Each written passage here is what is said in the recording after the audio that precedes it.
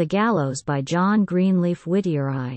The suns of 18 centuries have shone since the Redeemer walked with man, and made the fisher's boat, the cavern's floor of stone and mountain moss, a pillow for his head.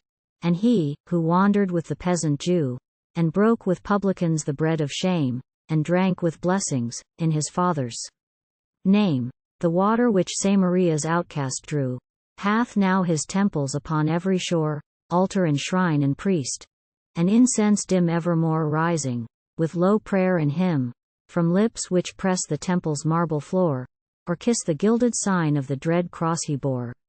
2. Yet as of old, when, meekly, doing good, he fed a blind and selfish multitude, and even the poor companions of his lot with their dim earthly vision knew him not, how ill are his high teachings understood. Where he hath spoken liberty, the priest at his own altar binds the chain anew.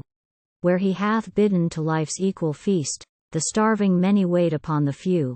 Where he hath spoken peace, his name hath been the loudest war cry of contending men. Priests, pale with vigils, in his name have blessed the unsheathed sword, and laid the spear in rest, wet the war banner with their sacred wine, and crossed its blazon with the holy sign.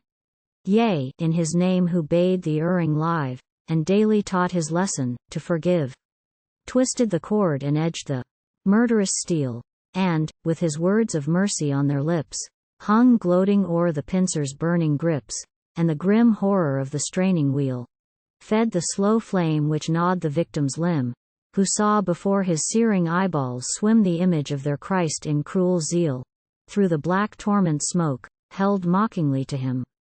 3. The blood which mingled with the desert sand, and beaded with its red and ghastly dew the vines and olives of the Holy Land. The shrieking curses of the hunted Jew, the white sown bones of heretics, where'er they sank beneath the Crusade's holy spear.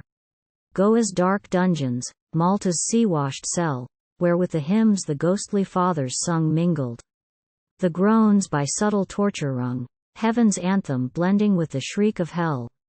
The midnight of Bartholomew, the stake of Smithfield, and that thrice accursed flame which Calvin kindled by Geneva's lake. New England's scaffold, and the priestly sneer which mocked its victims in that hour of fear, when guilt itself a human tear might claim. Bear witness, O thou wronged and merciful one, that earth's most hateful crimes have in thy name been done. IV. Thank God that I have lived to see the time when the great truth begins at last to find an utterance from the deep heart of mankind, earnest and clear, that all revenge is crime, that man is holier than a creed, that all restraint upon him must consult his good, hope's sunshine linger on his prison wall, and love look in upon his solitude. The beautiful lesson which our Savior taught through long, dark centuries its way hath wrought into the common mind and popular thought, and words, to which by Galilee's lake shore the humble fishers listened with hushed awe, have found an echo in the general heart, and of the public faith become a living part. Versus who shall arrest this tendency? Bring back the cells of Venice and the bigot's rack? Harden the softening human heart again to cold indifference to a brother's pain? Ye most unhappy men, who, turned away from the mild sunshine of the gospel day, grope in the shadows of man's twilight time, what mean ye, that with ghoul-like zest ye brood o'er those foul altars streaming with warm blood, permitted in another age and clime? Why cite that law with which the bigot Jew rebuked the pagan's mercy, when he knew no evil in the just one? Wherefore turn to the dark, cruel past? Can ye not learn from the pure teacher's life how mildly free is the great gospel of humanity? The flameman's knife is bloodless, and no more Mexitli's altars soak with human gore. No more the ghastly sacrifices smoke through the green arches of the Druid's oak. And ye of milder faith, with your high claim of prophet utterance in the holiest name, will ye become the Druids of our time? Set up your scaffold altars in our land, and, consecrators of law's darkest crime, urge to its loathsome work the hangman's hand?